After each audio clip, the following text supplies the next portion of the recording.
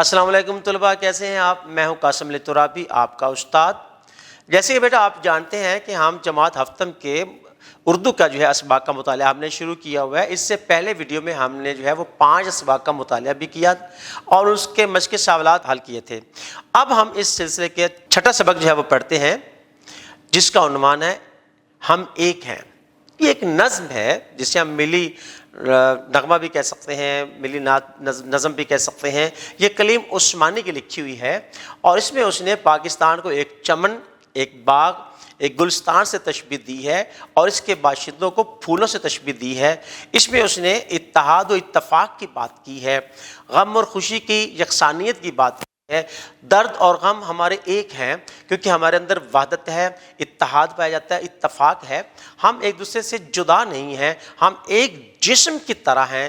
لہذا جب جسم کے کسی عضو کو تکلیف پہنچتی ہے، کوئی کٹ لگتا ہے تو پورا جسم وہ تڑپ اٹھتا ہے، پریشانی میں مبتلا ہو جاتا ہے، بے آرامی بے سکونی میں مبتلا ہو جاتا ہے۔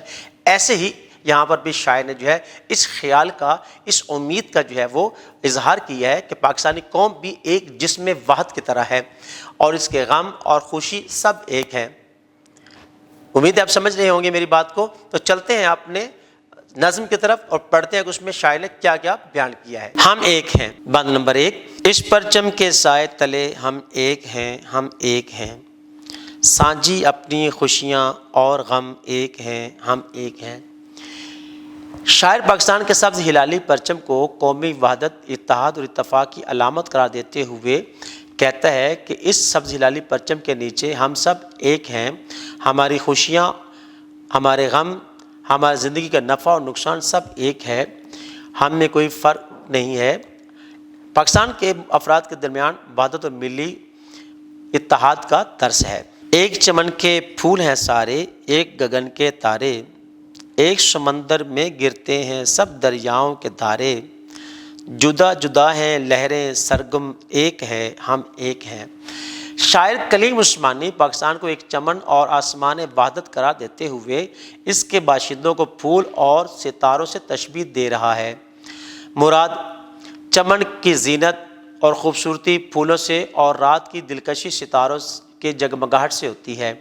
اس کے ساتھ پاکستان کے تمام باشندے مختلف صوبوں کے عوام کو دریا قرار دیا ہے اور پاکستان کو سمندر سے استعارہ لیا ہے کہ کہہ رہا ہے شاعر کہ جس طرح مختلف دریا مختلف خطوں سے ہوتے ہوئے سمندر میں گرتے ہیں اور اپنی الگ پہچان کھو کر سمندر بن جاتے ہیں، ہر ایک کی ایک الگ خاصیت اور ایک الگ پہچان ہوتی ہے مگر سرگم ایک، مراد ان کی پہچان ایک ہے، یعنی پاکستان۔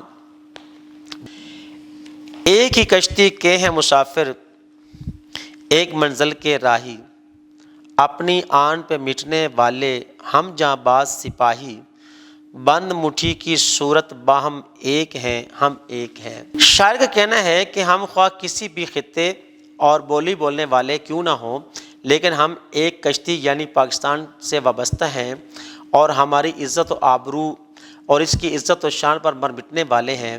یہاں انفرادی عزت کے برعکس اجتماعی عزت کی بات کی جا رہی ہے، یعنی پورے پاکستانی معاشرے کی بات کی جا رہی ہے، پاکستانی قوم کی بات کی جا رہی ہے اور ہماری مثال ایک بند مٹھی کی طرح ہے۔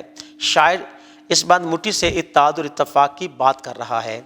پاک وطن کی عزت ہم کو اپنی جان سے پیاری، اپنی شان ہے اس کے دم سے یہ ہے آن ہماری، اپنے وطن کے پھول اور شبنم ایک ہیں، ہم ایک ہیں، اس پرچم کے سائے تلے ہم ایک ہیں، ہم ایک ہیں، سانجھی اپنی خوشیاں اور غم ایک ہیں، ہم ایک ہیں۔ ہر ذی روح کو اپنا وطن بہت پسند اور عزیز ہوتا ہے، خواہ وہ کوئی بھی ہو۔ چنانچہ شاعر پاکستان سے اپنی والہانہ محبت اور الفت کی بات کرتے ہوئے کہتا ہے کہ پاکستان کی عزت و آبرو اور اس کی شان و سلامتی ہمیں اپنی جان سے بھی زیادہ عزیز ہے۔ ہماری عزت، ہماری آن شان اور ہماری پہچان پاکستان کے دم سے ہے۔ ہم اس چمن کے پھول اور شبنم ہیں۔ پھول اور شبنم میں گہری معنویت پائی جاتی ہے، یعنی پھول انسان کے لیے خوشی اور لطافت کا ذریعہ ہوتے ہیں اور اسی طرح شبنم آنکھوں کی ٹھنڈک اور تراوت بخشتی ہے، یعنی ہم ایک دوسرے کے لیے وہ بڑے مفید ہیں اور ایک دوسرے کے لیے دل میں عزت و آبرو رکھتے ہیں۔ عزیز طلباء، ہم نے نظم پڑھی ہم ایک ہیں، اور اس میں مختلف اشعار جو بند کی صورت میں ہیں ہم نے وہ پڑھا اور اس کی تشریح بھی کی اور اس کے مفاہیم بھی سمجھے۔